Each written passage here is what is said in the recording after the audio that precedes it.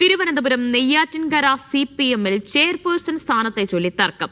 3 പേരാണ് അധ്യക്ഷ സ്ഥാനത്തേക്ക് അവകാശവാദം ഉന്നയിച്ച് രംഗത്തെത്തിയത്. തീരുമാനമെടുക്കാൻ ഇന്ന് ഏരിയ കമ്മിറ്റി യോഗം ചേരും.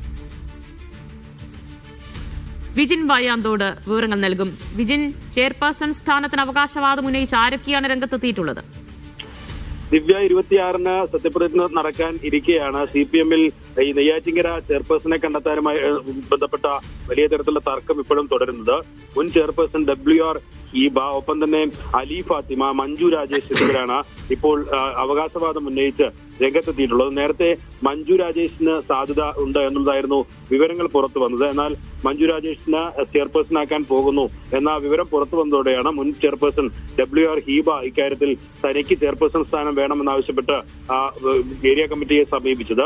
എന്തായാലും ഏരിയ കമ്മിറ്റി യോഗം ഉടൻ വിളിച്ചു ചേർക്കാനാണ് നിലവിൽ തീരുമാനിച്ചിട്ടുള്ളത്.